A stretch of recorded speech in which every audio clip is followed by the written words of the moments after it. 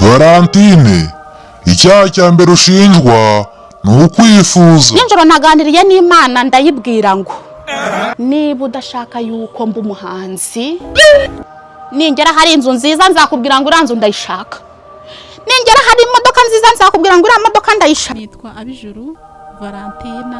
Nshuti zanjye, ntabwo ndi gukina namwe. Nimushaka kubeshya ndabahana urubanza rutaranatangira. Ubusanzwe nyine ku ndangamuntu nitwa Nyirasengiyumva Valentina. Nazurebe u Rwanda rw'Abanyarwanda.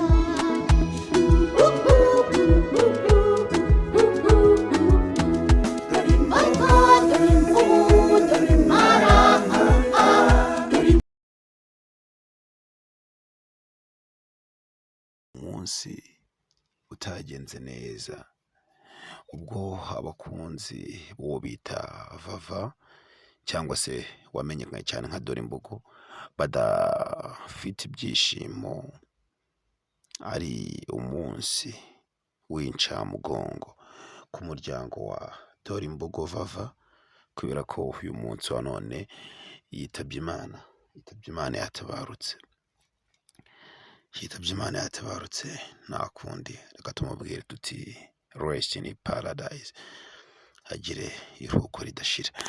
Hanyuma uyu mukobwa Valentina abenshi mwamenye muri Dorimbogo mu gihe cya COVID-19 irimo irangira mu mpera za 2022, ubwo yaririmbaga indirimbo bita ngo Dorimbogo, asubiramo zimwe mu ndirimbo za Bruce Melody nk'umuhanzi wamamaye cyane mu Rwanda muzi. Hanyuma aza kuzagira igikundiro cyinshi cyane, rimwe kuri rimwe rwose rya hit bitewe n'imyitwarire yagiraga, irimo gusetsa, irimo gutebya cyane, akunda kwerekana ko ari umwana w'umunyacyaro. Hanyuma rero mu byumweru 2 bishize, ubwo ndavuga iki cyumweru cyari cya gatatu, nibwo haje kumenyekana amakuru y'uko uyu Dorimbogo Vava arwariye mu bitaro bya Kibogora. Yafashwe rero muri iyi minsi arimo aravuga ko arimo arababara umutwe, ngo ari kuribwa ndetse n'agatuza ndetse n'umugongo, bigaragara ko ari igice cyo hejuru cy'umubiri kirimo kiramurya cyane, kimusharira cyane rwose atameze neza.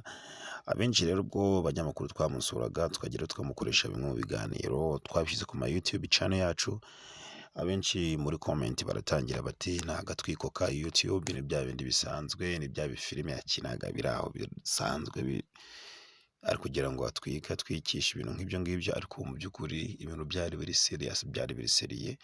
Ari impamvu hano ntangira ntangana inama ngo nibyo mubona ibintu rwose kuri YouTube byose mukazajya mubifeka, yego haba hariho biri ibihuha, akaba n'ibintu rwose babiri aho ngaho n'ubundi bifite reality, biriyo cyangwa bifite ukuri kwa nyako. Niyo mpamvu bari byiza kugira ngo usesengure mbere yo gutanga comment mu kiganiro runaka kirimo n'ikimwe cyurimo wumva. Valentina rero yakomeje kuba arwarira mu bitaro bya Kibogora. Hanyuma ku munsi wa none ku itariki 27 z'ukwa karindwi 2024, ubwo yararwajwe na mama we mu bitaro bya Kibogora biherereye mu karere ka Nyamasheke, nibwo twaje kumva inkuru y'incamugongo ivuga ko Valentina yitabye Imana. Bidatinze cyane rero twaje guhita ko duhamagara umubyeyi we wari umurwaje mama we, atubwira ko twemeza iby'urupfu rwa Valentina, tubwira ati rwose aka kanya tuvugana Valentina ari muri moruga, ari mu buruhukiro, ibyo byarangiye yitabye Imana.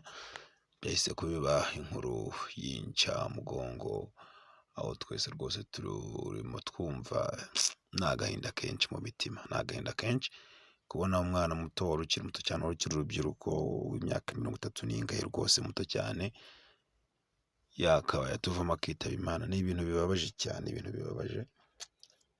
Mwari muzi cyane rero mu muziki, mumenya muri comedy, mu ma films agiye atandukanye, mumenya muri interview cyangwa mu biganiro agiye agirana na zimwe muri televiziyo zikorera kuri YouTube, televiziyo zigenga ndetse n'izindi zikorera no mu gihugu cy'u Rwanda. Mbese ni agahinda kenshi. Hanyuma mukanya tuvugana rwose hari inkuru ingezeho ishobora kuvuga ibyerekeranye n'urupfu rwe, cyaba cyamwishe cyamuhitanye, kandi rwose ni ikintu cyizewe. Asigaye